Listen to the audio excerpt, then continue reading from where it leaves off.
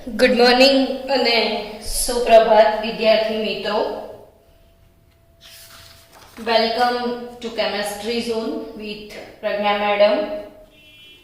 બાળકો, એમાઇન ચેપ્ટરની અંદર હવે બહુ થોડા ટોપિક, છેલ્લો એક જ ટોપિક સમજો કે રહ્યો છે, તો આપણે એ ટોપિક પૂર્ણ કરી દઈએ આજે. એમાઇન પ્રકરણમાં છેલ્લો ટોપિક કયો છે?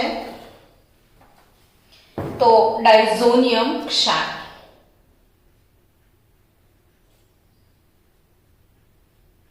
ડાયઝોનિયમ ક્ષાર. અને આ ડાયઝોનિયમ ક્ષાર ની જે પ્રક્રિયાઓ છે, બસ આટલો જ લાસ્ટ ટોપિક છે. પણ જેટલા પણ કાર્બનિક પરિવર્તનો હશે ને, એ મોટા ભાગે ડાયઝોનિયમ ક્ષાર થ્રુ થશે. Like one of the very most IMP ટોપિકમાં કન્સિડર કરાય. બાળકો પૂછતા હોય છે ને કે મોસ્ટ આઈએમપી ટોપિક કયા કયા, તો એમાંનો એક આ ટોપિક છે મોસ્ટ આઈએમપી. ડાયઝોનિયમ ક્ષાર આમ તો તમે ટોટલ આના પહેલા 3 વખત ભણી ચૂક્યા છો, છતાં પણ ફરી એકવાર આપણે ભણીએ કે એનું સામાન્ય સૂત્ર શું છે. સામાન્ય સૂત્ર ડાયઝોનિયમ ક્ષારનું સામાન્ય સૂત્ર છે ArN2+X-, જ્યાં X તરીકે ક્લોરીન, બ્રોમિન, ક્લોરાઇડ, બ્રોમાઇડ, બાયસલ્ફેટ, ટેટ્રાફ્લોરોબોરેટ વગેરે હોઈ શકે છે. હવે આ જે N2+ છે, એ N2+, ખરેખર N2+ શું છે? તો N ટ્રિપલ બોન્ડ N, ને એ અહીંયા એરોમેટિક રિંગ જોડે કનેક્ટેડ હોય એટલે એક બોન્ડ આ.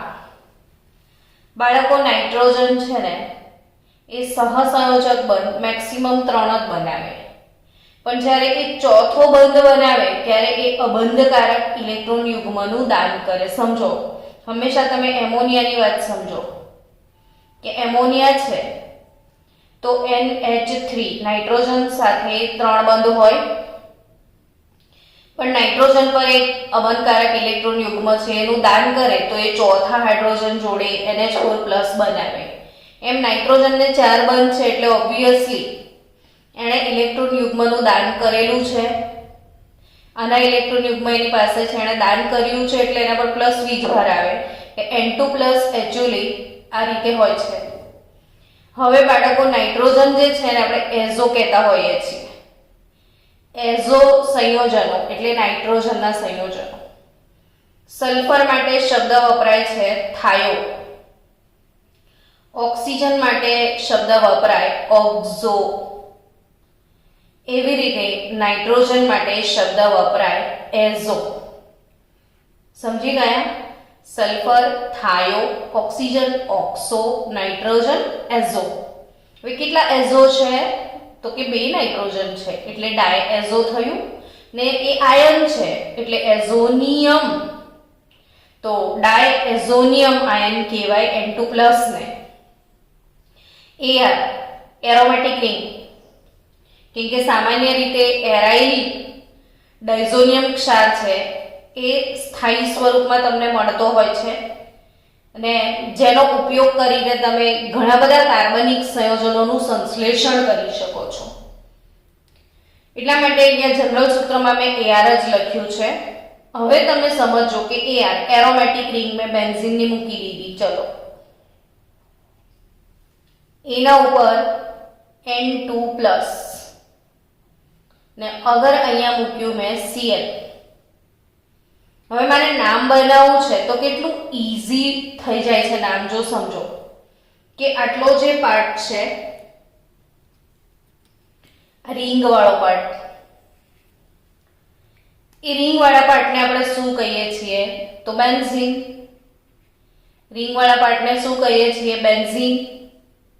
N2+ નું નામ અહીંયા લખ્યું છે ડાયઝોનિયમ, ડાયએઝોનિયમ, અલ્ટિમેટલી ડાયઝોનિયમ, ને Cl માટે આપણે શબ્દ વાપરીશું ક્લોરાઇડ. તો બેન્ઝીન ડાયઝોનિયમ ક્લોરાઇડ થાય.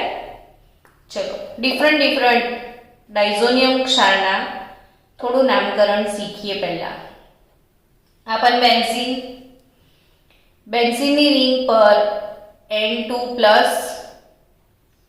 HSO4- લઈએ તો રિંગ N2+ HSO4- નીચે છે બેન્ઝીન, N2+ એટલે ડાયઝોનિયમ, H એટલે હાઇડ્રોજન અને SO4 એટલે સલ્ફેટ. કેટલું ઇઝી ગોઈંગ છે ને નામ. જો બેન્ઝીન, ડાયઝોનિયમ, હાઇડ્રોજન, સલ્ફેટ. એવી જ રીતે જો બેન્ઝીન રિંગ, જો બેન્ઝીન,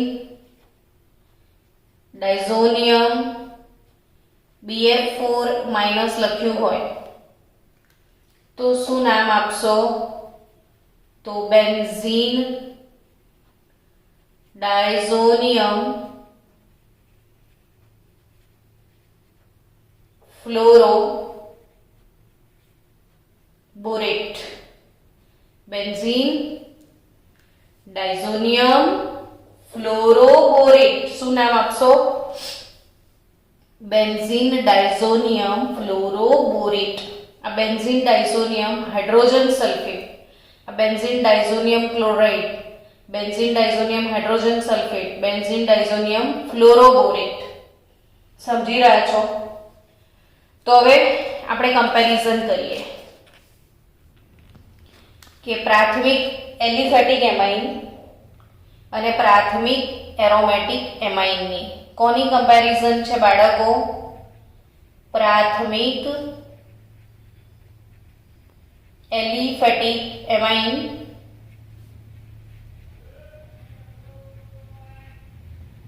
એટલે R N2+ Cl- અને આપણે કહીશું R એટલે alkyl diazonium chloride. Alkyl diazonium chloride પ્રાથમિક એલિફેટિક એમાઇન છે. બરાબર. હવે પ્રાથમિક એલિફેટિક એમાઇન જે છે એ ખૂબ જ અસ્થાયી છે, ખૂબ જ અસ્થાયી છે. તો કેમ અસ્થાયી છે? તમે પ્રાથમિક એલિફેટિક એમાઇનની પ્રક્રિયા નાઇટ્રસ એસિડ સાથેની પ્રક્રિયામાં ભણ્યા જ છો. બરાબર છે કે નાઇટ્રસ એસિડ સાથે પ્રક્રિયા, ત્યારે આપણે પ્રાથમિક એમાઇન લીધો તો RNH2. આ પ્રાથમિક એમાઇન RNH2 ની પ્રક્રિયા આપણે લીધી હતી નાઇટ્રસ એસિડ HNO2 સાથે, ને HNO2 સાથેની પ્રક્રિયા NaNO2+ HCl ની હાજરીમાં થાય તો આપણને મળતું હતું R N2+ Cl-. આ પ્રક્રિયા આપણે પહેલા ભણી ચૂક્યા છીએ. Nitrous acid, actually nitrous acid નાખવાનો ના હોય, આ બંને વચ્ચેની પ્રક્રિયાથી એમનું બચ્ચું બને HNO2. તો આ આલ્કાઇલ એમાઇન છે, HNO2 સાથે પ્રક્રિયા થાય છે, આલ્કાઇલ ડાયઝોનિયમ ક્ષાર મળે છે તમને.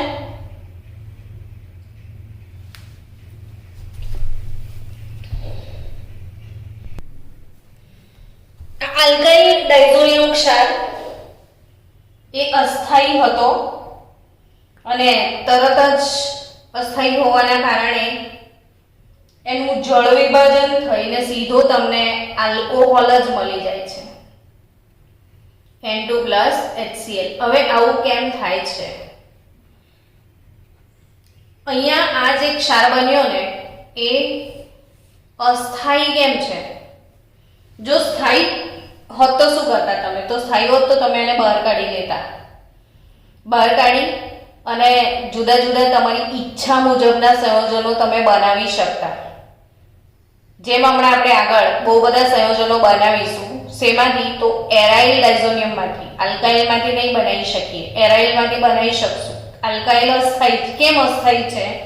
તો એનું કારણ જ સમજવા જઈ રહ્યા છીએ કે આલ્કાઇલ ડાયઝોનિયમ ક્લોરાઇડ જે છે આમાં સ્પંદન થતું નથી, અને સ્પંદન થતું નથી એટલે એને સ્થાયીતા મળતી નથી. જ્યારે એરાઇલ, આ પ્રાથમિક એરોમેટિક એમાઇનની વાત કરી રહ્યા છીએ, જ્યારે તમે એરાઇલ ડાયઝોનિયમ ક્લોરાઇડની વાત કરશો, એરાઇલ ડાયઝોનિયમ ક્લોરાઇડ, તો એરાઇલ ડાયઝોનિયમ ક્લોરાઇડમાં સ્પંદન થાય છે.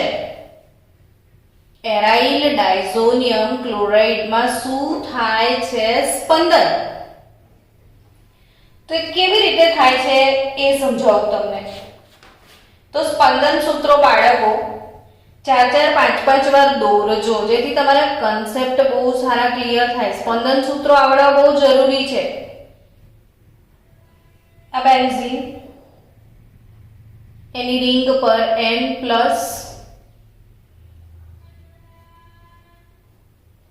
એના પર ઇલેક્ટ્રોન યુગ્મ. નોર્મલ વાત છે, નાઇટ્રોજન જોડે 1, 2 ને 3 બંધ હશે તો ઇલેક્ટ્રોન યુગ્મ હશે, બટ આ નાઇટ્રોજનને 1, 2, 3 ને 4 બંધ છે, મતલબ એણે ઇલેક્ટ્રોન યુગ્મ દાન કરી દીધું છે એટલે એના પર પ્લસ વીજભાર છે. હવે સ્પંદનનો ચાન્સ કેવી રીતે છે? તો કે આ ધન વીજભારી જ છે, એટલે આ વાળા જે 2 ઇલેક્ટ્રોન છે એ અહીં દાન થશે ઉપર. રિંગ વાળા 2 ઇલેક્ટ્રોનનું દાન ઉપર થઈ જશે, કેમ કે આના પર ધન વીજભાર છે, અને ઇલેક્ટ્રોનની કમી હતી જે અહીંથી પૂરી કરી આપણે. હવે અહીંથી ઇલેક્ટ્રોન છે એટલે ઓબ્વિયસલી અહીંયા પ્લસ વીજભાર આવશે.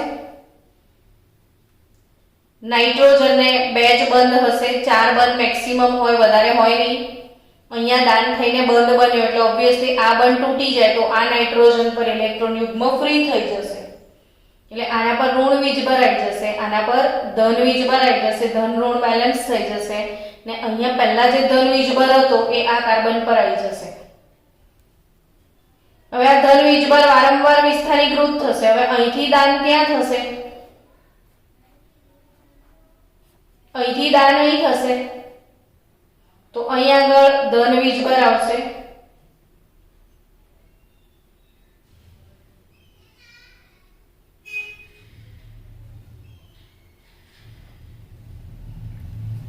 ફરીથી દાન થશે અહીં આગળ, આ ઇલેક્ટ્રોન યુગ્મનું દાન અહીં આગળ થશે, તો અહીં આગળ ધન વીજભાર તમને જોવા મળશે કે અહીંયા ઇલેક્ટ્રોન, આ જે પાઈ બંધના ઇલેક્ટ્રોન છે એનું અહીંયા દાન થયું, તો અહીં આગળ ધન વીજભાર તમને જોવા મળશે.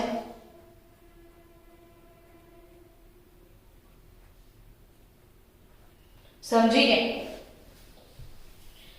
તો ફરીથી પાછું અહીંથી દાન થશે, આ પાઈબંધ અહીં ફરી દાન કરી દેશે, એટલે જેવો હતો એવો ડાયઝોનિયમ ક્ષાર ફરીથી આવી જશે. N ટ્રિપલ બોન્ડ N, આના પર પ્લસ, એક જ ઇલેક્ટ્રોન યુગ્મ, પણ આખું આ બેન્ઝીનનું સ્પંદન દેખાશે તમને. તો આ સ્પંદન જે છે, આ સ્પંદન ના કારણે એ શું પ્રાપ્ત કરે છે? સ્થાયીતા. જ્યાં સ્પંદન હોય ત્યાં સ્થાયીતા હોય. જ્યારે આલ્કાઇલ ડાયઝોનિયમ ક્ષાર, આલ્કાઇલ ડાયઝોનિયમ ક્ષાર એમાં કોઈ પણ પ્રકારનું સ્પંદન થતું નથી. આલ્કાઇલ ડાયઝોનિયમ ક્ષારમાં કોઈ પણ પ્રકારનું સ્પંદન થતું નથી. સમજી રહ્યા છો? ને આમાં કોઈ પણ પ્રકારનું સ્પંદન થતું નથી એટલે આ અસ્થાયી છે, એટલે તરત એનું જળ વિભાજન થઈને આલ્કોહોલ જ મળે. જ્યારે આ સ્થાયી છે એટલે ક્ષાર તરીકે તમે એને છૂટો પાડી શકો છો, અને ક્ષાર તરીકે છૂટો પાડી ને એની જુદી જુદી પ્રક્રિયાઓ તમે કરાવી શકો છો. ચલો આપણે ડાયઝોનિયમ ક્ષારની બનાવટ શીખીશું. ને ડાયઝોનિયમ ક્ષારની બનાવટ આપણે આગળ 2 વખત ભણી ચૂક્યા છીએ. સેન્ડમેયર પ્રક્રિયા અને નાઇટ્રસ એસિડ સાથેની પ્રક્રિયા, બંને પ્રક્રિયા તમે ભણ્યા છો. તો ડાયઝોનિયમ ક્ષારની બનાવટ કઈ રીતે ડાયઝોનિયમ ક્ષારની બનાવટ થશે, તો એ પ્રક્રિયા જે છે ડાયઝોનિયમ ક્ષારની બનાવટની જે પ્રક્રિયા છે એનું નામ છે ડાયઝોટાઇઝેશન. શું નામ છે એનું? ડાયઝોટાઇઝેશન. ડાયઝોનિયમ ક્ષારની બનાવટ જે છે એનું નામ શું છે? ડાયઝોટાઇઝેશન. તો કેવી રીતે ડાયઝોટાઇઝેશન થશે એ સમજીએ. તો ડાયઝોટાઇઝેશન માટે લેવાનો છે પ્રાથમિક એરોમેટિક એમાઇન અને નાઇટ્રસ એસિડ. મેં તમને શીખવાડ્યું હતું કે ભાઈ ઇમેજિન કરાવી હતી. જો એનિલિન લઈ લો, આ બેન્ઝીનનું રિંગ, બરાબર? Ring plus NH2 amino benzene યા બેન્ઝીનેમાઇન, ને આ બેન્ઝીનેમાઇન એટલે એનિલિન.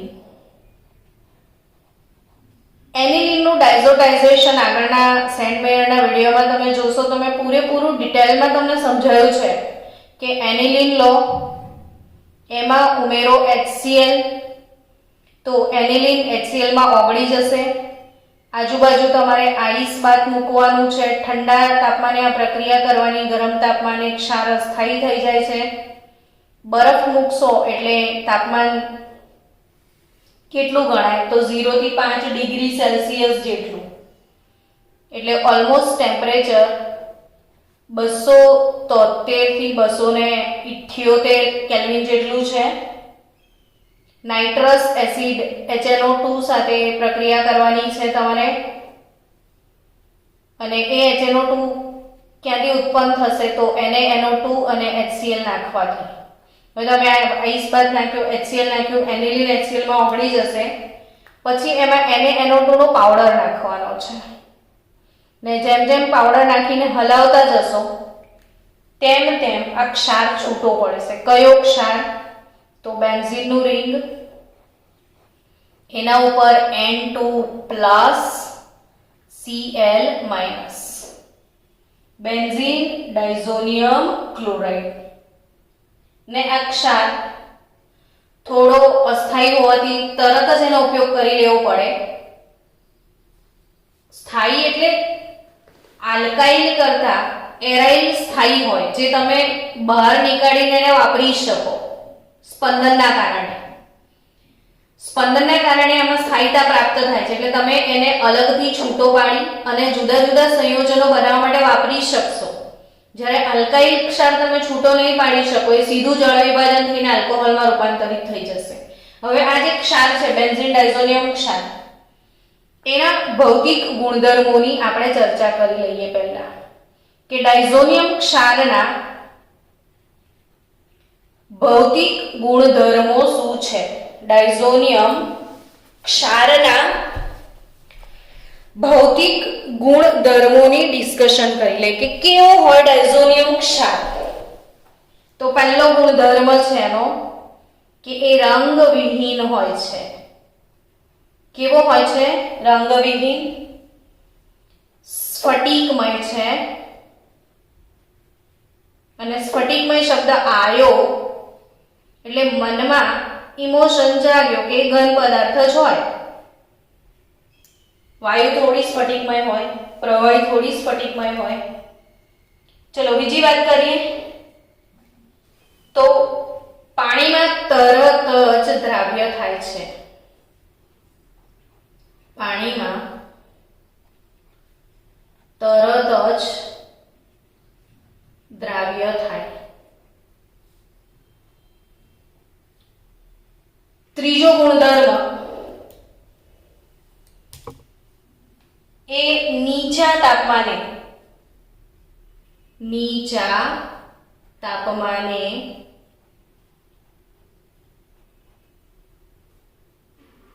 દ્રાવણમાં સ્થાયી બને છે. નીચા તાપમાને દ્રાવણમાં કેવું બને છે? સ્થાયી. પરંતુ જો ગરમ કરો તો ગરમ કરવાથી પાણી સાથે પ્રક્રિયા કરે, જળ વિભાજન થઈ જાય એનું. એટલે ઠંડા તાપમાને, બરફના તાપમાને જેને મૂકી રાખવો પડે. શુષ્ક અવસ્થા હોય, ડ્રાય અવસ્થા, શુષ્ક હોય, તો શુષ્ક અવસ્થામાં તેનું સરળતાથી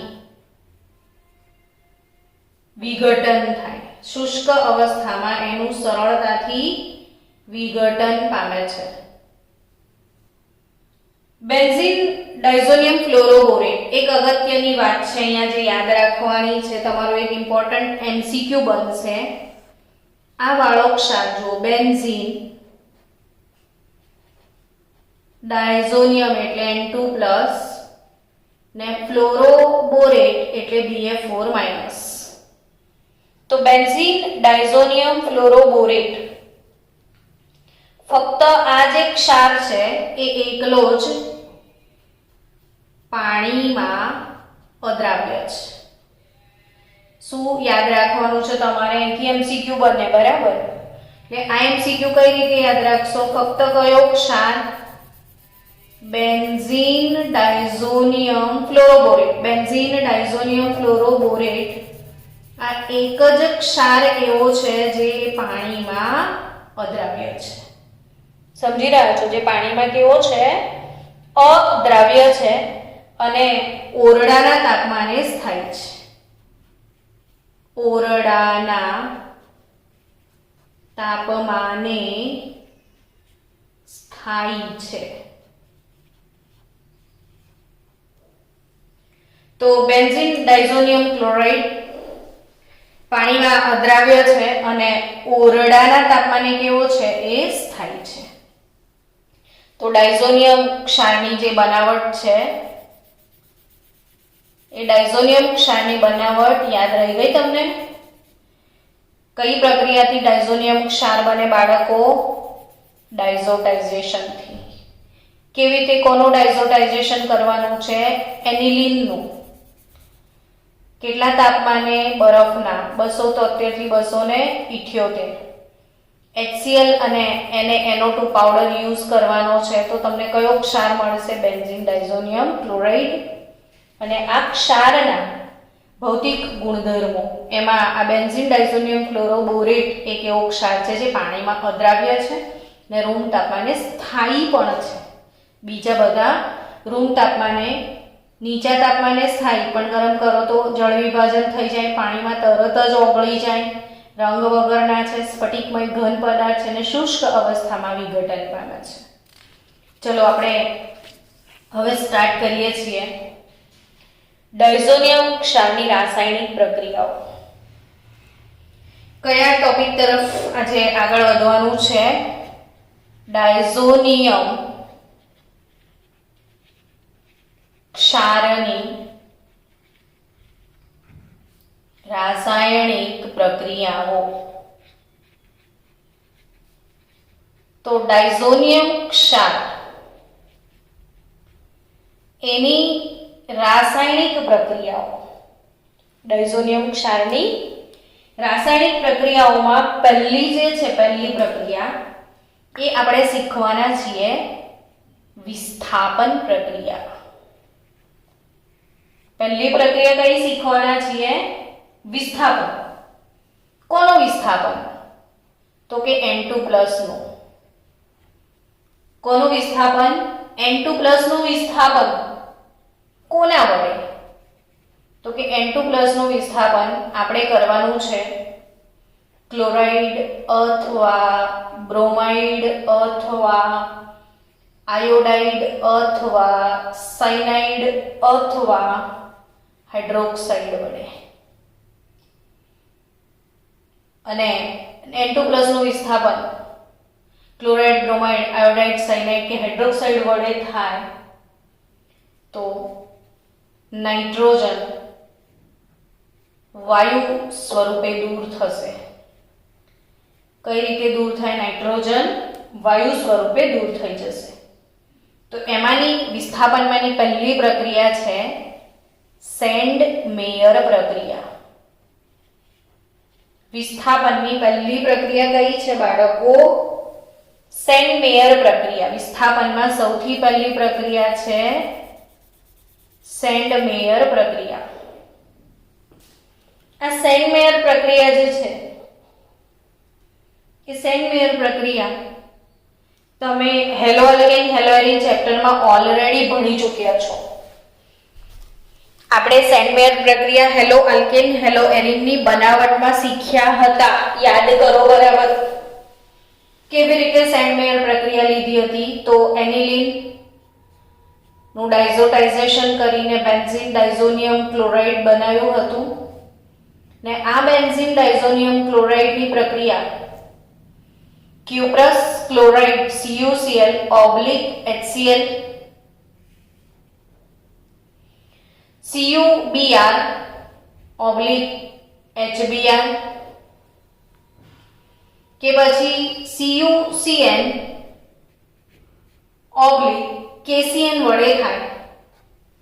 અહીંયા HBr, અહીંયા HCl HBr, બટ અહીંયા HCN નથી, KCN છે, એ યાદ રાખજો તમે. તો CuCl ક્યુપ્રસ ક્લોરાઇડ વડે વિસ્થાપન કરીશું તો ક્લોરોબેન્ઝીન મળશે. ક્યુપ્રસ બ્રોમાઇડ વડે વિસ્થાપન કરીશું તો બ્રોમોબેન્ઝીન મળશે ને ક્યુપ્રસ સાયનાઇડ તમે લેશો તો સાયનોબેન્ઝીન અર્થાત ફિનાઇલ સાયનાઇડ તમને મળશે. તો શું મળ્યું નિપજમાં? ક્લોરોબેન્ઝીન, બ્રોમોબેન્ઝીન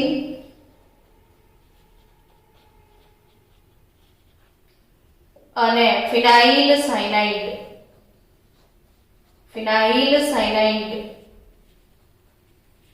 અથવા બેન્ઝોનાઇટ્રાઇલ. ફિનાઇલ સાયનાઇડ અથવા શું? બેન્ઝોનાઇટ્રાઇલ તમને મળશે. ચલો, તો આ પહેલી વિસ્થાપન પ્રક્રિયા ક્લિયર. તો બાય પ્રોડક્ટ તો લખો મેડમ. તો લખું છું ને, N2 ગેસ પ્લસ HCl. બંને ગેસ હશે ને ગેસ છે એટલે સરળતાથી દૂર થઈ જશે. અહીં પણ N2 પ્લસ HCl, આપણે આ Cl નીકાળવાનો છે ને અહીં પણ N2 પ્લસ HCl જ તમને મળશે. તો જનરલ પ્રક્રિયા તમે આવી રીતે લખી શકો AR N2 plus Cl minus Cuprous CuX HX, where X chloride bromide cyanide, तो ARX plus N2 plus HCl. Sandmeyer પ્રક્રિયા, વિસ્થાપનમાં સેન્ટ મેયર પ્રક્રિયા આપણે પૂર્ણ કરી. હવે બાળકો આગળ વધીએ. વિસ્થાપન પછી છે ગટરમાન પ્રક્રિયા. ગેટરમાન.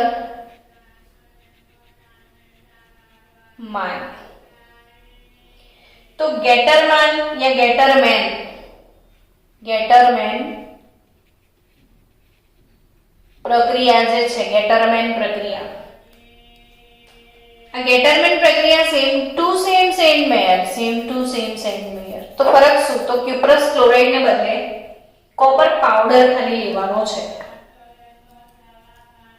AR N2 plus Cl minus copper powder તમારે લેવાનો છે. કોપર પાવડર ની જોડે HX, where X is nothing but chlorine યા તો બ્રોમિન. તો તમને મળશે ARX plus N2 gas plus HCl gas. ચલો, આ પ્રક્રિયા જનરલ ફોર્મમાં લખી હતી, ફરીથી એનલાર્જ કરીને લખીએ કે બેન્ઝીન રિંગ પર N2 plus Cl minus benzene diazonium chloride. Benzene diazonium ક્લોરાઇડની પ્રક્રિયા કોપર પાવડર જોડે લેવાની છે HCl ગેસની હાજરીમાં. તો તમને મળશે ક્લોરોબેન્ઝીન પ્લસ N2 ગેસ પ્લસ અહીંયા CuCl મળશે, HCl નહીં, CuCl. એ જ રીતે copper powder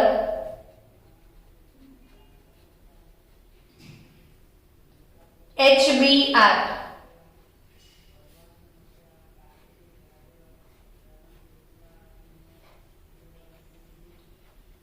બ્રોમોબેન્ઝીન N2 plus CuCl.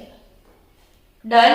તો સેકન્ડ વિસ્થાપન પ્રક્રિયા જે ઇમ્પોર્ટન્ટ પ્રક્રિયા છે આપણી, યાદ રહી ગઈ હશે તમને.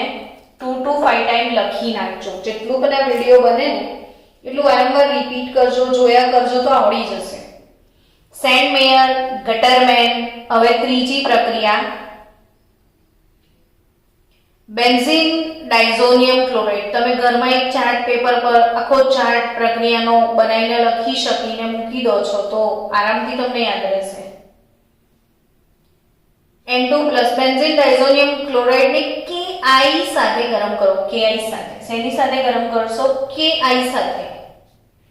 તો તમને આયોડોબેન્ઝીન પણ મળશે. તમે ક્યારના વિચારી રહ્યા હતા ને મેડમ તો તૂટી જ પડ્યા છે આજે ક્લોરોબેન્ઝીન ને બ્રોમોબેન્ઝીન, પર આયોડોબેન્ઝીન તો બનાવો. તો બનાવ્યો, આયોડોબેન્ઝીન બનાવ્યો. N2 HCl બચાવો. એ જ આ પ્રક્રિયાની ખાસિયત છે. જો હું તમને એનો ઇમ્પોર્ટન્સ સમજાવું, યાદ રાખજો કે આપણે 11મા ધોરણમાંથી છે ને બેન્ઝીનનું ક્લોરિનેશન ભણ્યા હતા, બેન્ઝીનનું બ્રોમિનેશન ભણ્યા હતા. બેન્ઝીનનું ક્લોરિનેશન કરીને ક્લોરોબેન્ઝીન લાયા હતા, બેન્ઝીનનું બ્રોમિનેશન કરીને બ્રોમોબેન્ઝીન લાયા હતા. પણ એક પણ જગ્યાએ આપણે બેન્ઝીનનું ફ્લોરિનેશન કરીને ફ્લોરોબેન્ઝીન નહોતા લાયા કે બેન્ઝીનનું આયોડિનેશન કરીને આયોડોબેન્ઝીન નહોતા લાયા. ટૂંકમાં જે હેલોજિનેશન પ્રોસેસ છે ને એનાથી ક્લોરિનેશન બ્રોમિનેશન તો થઈ જાય છે, બટ ફ્લોરિનેશન આયોડિનેશન બહુ અઘરું પડે છે, નથી થતું. તો અહીં આગળ આપણને ફેસિલિટી મળે છે. આ ડાયઝોનિયમ ક્ષારની અગત્યતા એ છે કે ફ્લોરોબેન્ઝીન, આયોડોબેન્ઝીન અને એક નવું નજરાણું છે અહીંયા સાયનોબેન્ઝીન, બેન્ઝોનાઇટ્રાઇલ પણ મળ્યો તમને, જે તમે ક્લોરોબેન્ઝીનની સાઇનેશન પ્રક્રિયાથી લાયા હતા અને બહુ વિગરસ કન્ડિશનમાં પ્રક્રિયા કરી હતી. જબરજસ્ત પ્રક્રિયા પરિસ્થિતિમાં પ્રક્રિયા થઈને અહીંયા બહુ જ આસાનીથી તમને મળી જાય છે આ ત્રણ પદાર્થો. એટલે એ જ એની અગત્યતા છે ડાયઝોનિયમ ક્ષારની કે ફ્લોરોબેન્ઝીન, આયોડોબેન્ઝીન અને સાયનોબેન્ઝીન બહુ જ સરળતાથી બનાવી શકાય છે. તો તમને પાછા મનમાં લડ્ડુ ફૂટ્યા હશે. ચલો આયોડોબેન્ઝીન બનાવ્યો, ફ્લોરોબેન્ઝીન તો તમે હજી સુધી બનાવ્યો જ નથી. તો બનાવું છું ને, આપણે એ જ બનાવવા જઈ રહ્યા છીએ. તો કેવી રીતે આયોડોબેન્ઝીન ને ફ્લોરોબેન્ઝીન બનાવીશું? આયોડોબેન્ઝીન તો બનાવી દીધું, ફ્લોરોબેન્ઝીન કેવી રીતે બનાવીશું? તો બેન્ઝીન ડાયઝોનિયમ ક્લોરાઇડ લઈ લેવાનો તમારે. એની પ્રક્રિયા તમારે કરવાની છે HbF4 સાથે. અરે મેડમ પહેલી વાર સાંભળ્યું છે તો ના, તો તૈયાર કરી દો, આવડી જશે. પહેલી વાર સાંભળો છો ને HbF4, નામ છે એનું ફ્લોરોબોરિક એસિડ. ફ્લોરોબોરિક એસિડ. બેન્ઝીન ડાયઝોનિયમ ક્લોરાઇડની પ્રક્રિયા થાય છે ફ્લોરોબોરિક એસિડ સાથે. તો શું મળે છે? તો બેન્ઝીન ડાયઝોનિયમ તો છે જ, Cl નું આપણે વિસ્થાપન કર્યું, BF4 વડે આપણી વિસ્થાપન પ્રક્રિયાઓ ચાલી રહી છે. Cl નું વિસ્થાપન કરી રહ્યા છીએ આપણે ક્યારના N2 નું વિસ્થાપન કરતા હતા. અહીંયા Cl નું વિસ્થાપન થયું, હજી N2 નું થશે આગળ. તો કે આનું નામ શું? તો કે શરૂઆતમાં જ આપણે લખ્યું હતું બેન્ઝીન ડાયઝોનિયમ, આ બેન્ઝીન, આ ડાયઝોનિયમ. તો ઉપર BF4 માઇનસ છે એને શું કહીશું? ફ્લોરોબોરેટ. ફ્લોરોબોરેટ ભૌતિક ગુણધર્મો મેં આના હમણાં જ શીખાયા હતા કે આ એકલો જ એવો છે જે પાણીમાં અદ્રાવ્ય છે. જસ્ટ ગરમ કરો, heating only, you will have fluorobenzene. आई गया ना फ्लोरीन ऊपर, क्या फ्लोरीन चिल्लाता था. चलो फ्लोरोबेंजीन मળી ગયો. BF3 છૂટો પડશે ને નાઇટ્રોજન ગેસ. ને એ જ રીતે જો એને NO2 પાવડર જોડે ગરમ કરો, NaNO2 પાવડર સાથે ગરમ કરો કોપર મેટલની હાજરીમાં, તો બચ્ચાઓ નાઇટ્રેશનની બી જરૂર નથી, નાઇટ્રોબેન્ઝીન પણ અહીંયા મળે છે. એટલે બેન્ઝીન ડાયઝોનિયમ ક્લોરાઇડ ની પ્રક્રિયા, બેન્ઝીન ડાયઝોનિયમ ક્લોરાઇડ ની પ્રક્રિયા ફ્લોરોબોરિક એસિડ સાથે લો, ફ્લોરોબોરિક એસિડ સાથે, તો બેન્ઝીન ડાયઝોનિયમ ફ્લોરોબોરેટ તમને મળશે. ને આ બેન્ઝીન ડાયઝોનિયમ ફ્લોરોબોરેટ ને ગરમ કરો તો ફ્લોરોબેન્ઝીન, ને NaNO2 સાથે ગરમ કરો તો નાઇટ્રોબેન્ઝીન. ચલો સમજી ગયા પ્રક્રિયા પણ. નેક્સ્ટ પ્રક્રિયા તરફ આગળ વધીએ આપણે. એના પછીની પ્રક્રિયા છે ડાયઝોનિયમ ક્ષારનું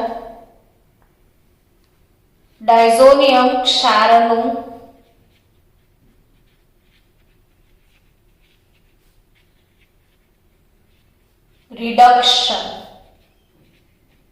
ડાયઝોનિયમ ક્ષારનું શું? રિડક્શન. કોના વડે કરી શકશો તમે? તો મંદ હાઇપોફોસ્ફરસ એસિડ વડે. મંદ હાઇપોફોસ્ફરસ એસિડ વડે.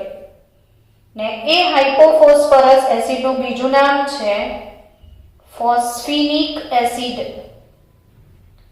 શું નામ છે? ફોસ્ફિનિક એસિડ. બંને નામ યાદ રાખજો ને એસિડ પણ યાદ કરી લો. H3PO2 છે કે 11મા ધોરણમાં પણ મેં તમને આ એસિડ 2-3 વાર દોરાવડાયા છે. પી બ્લોકની અંદર પણ ફોસ્ફરસના ઓક્ઝો એસિડમાં આ એસિડ આપણે ભણવાનો છે. કયો એસિડ છે? એનું બીજું નામ શું છે? ફોસ્ફિનિક એસિડ. ફોસ્ફિનિક એસિડ કહેવાય છે. હાઇપોફોસ્ફરસ એસિડને શું કહેવામાં આવે છે? ફોસ્ફિનિક એસિડ. અથવા બીજો રિડક્શન કરતા તમે વાપરી શકો છો ઇથેનોલ. તો આ બંને રિડક્શન કરતા છે. આ બંને કયા કરતા છે? રિડક્શન કરતા. ચલો તો આપણે આ રિડક્શન કરતા વડે એનું રિડક્શન કરી લઈએ. બેન્ઝીન ડાયઝોનિયમ ક્લોરાઇડ નું શું કરી લઈએ? રિડક્શન. તો આ રિડક્શન કરતા વડે એનું રિડક્શન કરીએ. H3PO2 તમે લેશો પ્લસ H2O જળ નાખશો, you will have benzene. તો આનું રિડક્શન કરીએ ને બેન્ઝીન ડાયઝોનિયમ ક્લોરાઇડ નું, તો તમને મળવાનો છે બેન્ઝીન. એટલે ડાયઝોનિયમ ક્ષારમાંથી તમારે પાછો બેન્ઝીન જોઈએ છે તો રિડક્શન કરજો. હવે વિચારો કે આ ડાયઝોનિયમ ક્ષારનું રિડક્શન થાય, આ એનો રિડક્શન કરતા છે, તો રિડક્શન કરતાનું પોતાનું શું થશે ખબર છે? ઓક્સિડેશન. એટલે H3PO2 માં ઓક્સિજન ઘુસાવાનો પ્રોગ્રામ છે.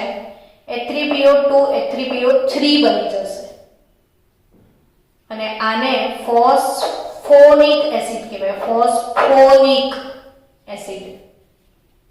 આ ફોસ્ફિનિક છે, આ ફોસ્ફોનિક છે. પણ જો બચ્ચાઓ તમે ઇથેનોલ વાપરો છો, ઇથેનોલ, તો નોલેજ વાપરો. ચલો કે ઇથેનોલ નું ઓક્સિડેશન થશે તો શું મળે? આલ્કોહોલ જે છે, આલ્કોહોલ, એ આલ્કોહોલ નું ઓક્સિડેશન થાય તો આલ્ડીહાઇડ મળે છે. બધાને ખ્યાલ છે ને? આલ્કોહોલ હવે ઓક્સિડાઇઝ થાય તો શું મળવાનો? ચાલ્ડીહાઇડ. તો ઇથેનોલ ઓક્સિડાઇઝ થશે તો ઇથેનાલ મળશે.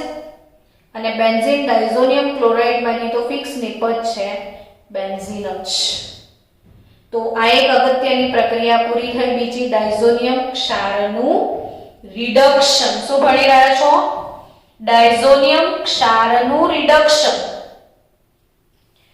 આ જ ડાયઝોનિયમ ક્ષારનું રિડક્શન જો સ્ટેનસ ક્લોરાઇડ SnCl2 પ્લસ HCl વડે જો તમે રિડક્શન કરો છો, ડાયઝોનિયમ ક્ષારનું રિડક્શન ટીન ક્લોરાઇડ અને HCl વડે કરશો તો તમને શું મળશે? તો N2 Cl જો આનું રિડક્શન આના વડે થશે ને, N2 Cl SnCl2 stannous chloride plus HCl થી તો આપણે આલ્ડિહાઇડ કીટોનને કાર્બોક્સિલિક એસિડમાં જે કેન્દ્રાનુરાગી વિસ્થાપન પ્રક્રિયાઓ ભણ્યા હતા ને એ મળશે તમને. N ટ્રિપલ બોન્ડ N છે ને ત્યાં NH2 મળશે. NH બેન્ઝીન રિંગ પર NH2 HCl.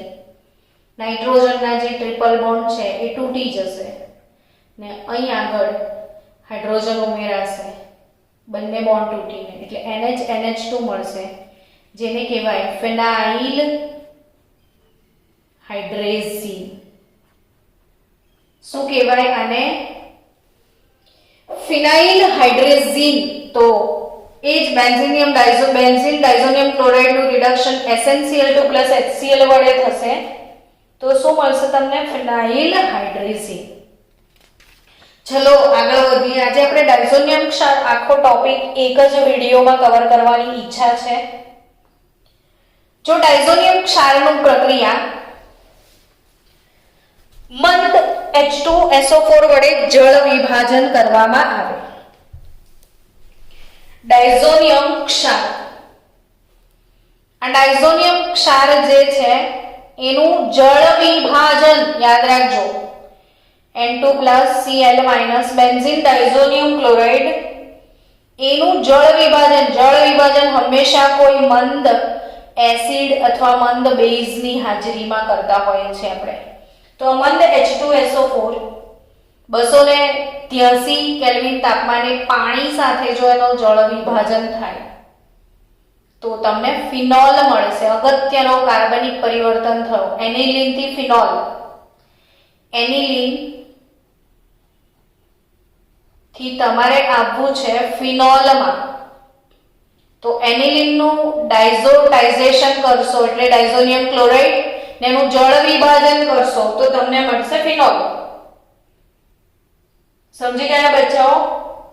તો આ થઈ બેન્ઝીન ડાયઝોનિયમ ક્લોરાઇડની પ્રક્રિયાઓ. હવે નેક્સ્ટ લેક્ચરમાં આપણે બેન્ઝીન ડાયઝોનિયમ ક્લોરાઇડની એઝો સંયુગ્મન પ્રક્રિયાઓ લઈએ. ચલો અત્યારે પતાવી દઈએ. નેક્સ્ટ લેક્ચર તરફ નથી જવું તો ડાયઝોનિયમ ક્લોરાઇડ આખું કવર અપ થઈ જાય. નેક્સ્ટ પ્રક્રિયા છે એઝો સંયુગ્મન. કઈ પ્રક્રિયાઓ છે? એઝો સંયુગ્મન, એઝો કપલિંગ પ્રક્રિયા છે આ. ને એઝો કપલિંગ પ્રક્રિયા ડાયઝોનિયમ ક્ષારની એઝો કપલિંગ પ્રક્રિયા ધ્યાન આપજો. બેન્ઝીન ડાયઝોનિયમ ક્લોરાઇડ એનું એઝો કપલિંગ કરવાનું છે. કોના સાથે કરીશું? તો ફિનોલ. એઝો કપલિંગ બેન્ઝીન ડાયઝોનિયમ ક્લોરાઇડની પ્રક્રિયા થશે ફિનોલ સાથે NaOH બેઝની હાજરીમાં. તાપમાન તો આપણે બરફવાળું જ રાખવું પડે, ઊંચું તાપમાન લેવાય નહીં. તો જે નારંગી કલરનો તમને એઝોડાઇન મળશે. કેવા કલરનો? નારંગી કલરનો તમને એઝો કપલિંગ પદાર્થ મળશે. નારંગી કલર. તો નારંગી કલરનો જે એઝોડાઇન મળશે, નારંગી એટલે ઓરેન્જ કલર, એટલે આપણે ઓરેન્જ કલર થી જ લખીએ તો તમને યાદ બી રહે કે આ કેવી ડાય હતી. Ring N double bond N અને કશું જ કરવાનું નથી, સીધો ફિનોલ તમારે જોડી દેવાનો છે. જેમ છે એમ આ પેરા લોકેશનથી ફિનોલ જોડી દેવાનો છે ને આ પેરા હાઇડ્રોક્સી એઝોબેન્ઝીન. શું મળ્યું? Para hydroxy azobenzene. Para hydroxy azobenzene ને પેરા હાઇડ્રોક્સી એઝોબેન્ઝીન એટલે નારંગી એઝો રંગક તમને મળે છે, નારંગી કલર. તો નારંગી ઓરેન્જ એઝો રંગક તમારે જોઈતો હોય તો ફિનોલ સાથે પ્રક્રિયા કરાય, અને લાલ એઝો રંગક તમારે જોઈતો હોય તો આ પ્રક્રિયા બીટા નેપ્થોલ સાથે કરવાની છે. બીટા નેપ્થોલ એટલે નેપ્થેલિન બનાવો પહેલા. ચલો, નેપ્થેલિન એટલે બેન્ઝીનની બે રિંગ બધાને ખબર છે હે ને, આ નેપ્થેલિન. હવે નેપ્થેલિનને અહીંયા OH મૂકો તો બીટા નેપ્થોલને અહીં લગાવશો તો આલ્ફા નેપ્થોલ થશે. તો આ ક્રિયાશીલ સમૂહની બાજુવાળો કાર્બન આલ્ફા ને આ બીટા નેપ્થોલ, બીટા નેપ્થોલ. આ બીટા નેપ્થોલ સાથે ફરીથી 273 થી 278 કેલ્વિન તાપમાને પ્રક્રિયા થાય તો લાલ રંગ તમને મળશે, લાલ રંગ તમને મળશે. N double bond N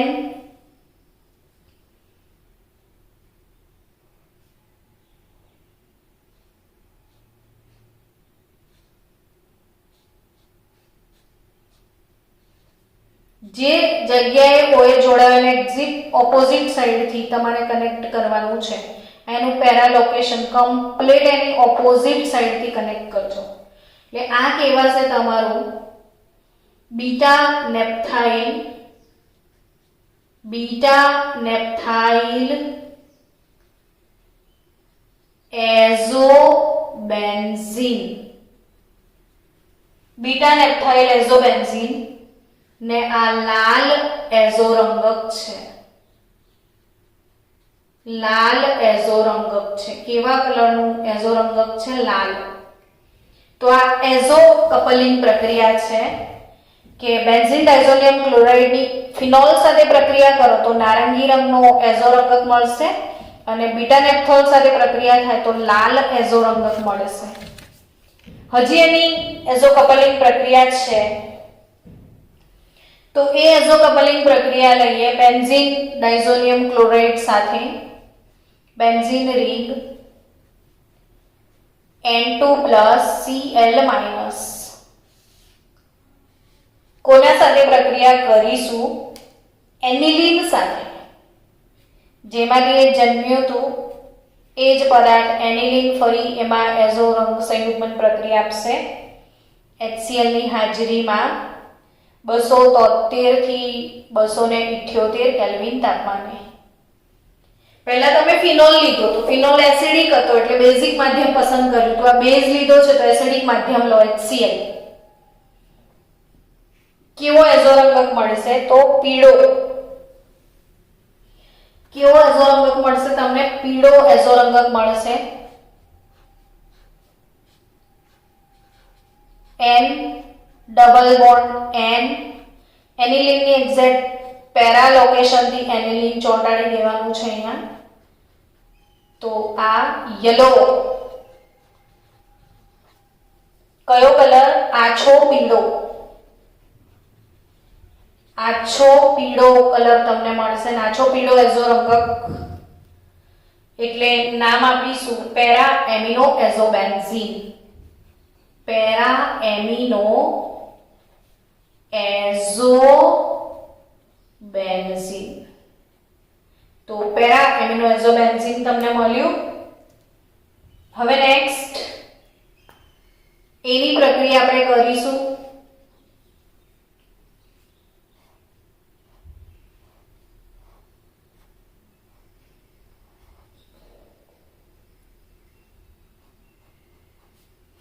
NN dimethyl એનિલીન જોડે. આ એનિલિન લીધું તો હવે NN ડાયમિથાઇલ એનિલિન લઈએ. બેઝ છે એટલે એસિડિક મીડિયમ પસંદ કરીશું. તાપમાન તો આપણે નીચું જ રાખવું પડે. તો સેમ તમને ઘેરો પીળો રંગ મળશે, ઘેરો પીળો ને ઘેરો પીળો ડાર્ક યલો કલર. તો ડાર્ક યલો કલરનો જે પદાર્થ છે એ મળશે N ડબલ બોન્ડ N. બસ પેરા લોકેશન થી NN ડાયમિથાઇલ જોડી દો. N અહીંયા મિથાઇલ, અહીંયા પણ મિથાઇલ જે છે જ. તો NN para NN dimethyl azobenzene, para NN dimethyl azobenzene તમને મળશે ને એ ડાર્ક યલો કલર છે. કેવા કલરનો સબસ્ટન્સ છે? ડાર્ક યલો કલરનો. તો આ થઈ ડાયઝોનિયમ ક્ષારની પ્રક્રિયાઓ બાળકો. તો જે ડાયઝોનિયમ ક્ષાર છે, આ ડાયઝોનિયમ ક્ષારનો શું ફાયદો થયો? તો જો તમે કેટલા બધા સંયોજનો બેન્ઝીન રિંગની ઉપર બનાવ્યા, તમે ફ્લોરોબેન્ઝીન બનાવ્યું, ક્લોરોબેન્ઝીન બનાવ્યું, બ્રોમોબેન્ઝીન બનાવ્યું, આયોડોબેન્ઝીન બનાવ્યું, સાયનોબેન્ઝીન બનાવ્યું, હાઇડ્રોક્સીબેન્ઝીન બનાવ્યું, નાઇટ્રોબેન્ઝીન બનાવ્યું ને જુદા જુદા એઝો રંગક પણ તમે બનાવી શક્યા. તો આ જ છે ડાયઝોનિયમ ક્ષારની અગત્યતા. ને ડાયઝોનિયમ ક્ષારની અગત્યતાની સાથે સાથે આપણું અહીંયા ચેપ્ટર એમાઇન વાળું પૂર્ણ થાય છે. તો મળીએ નેક્સ્ટ લેક્ચરમાં ચેપ્ટર નંબર 9 સાથે.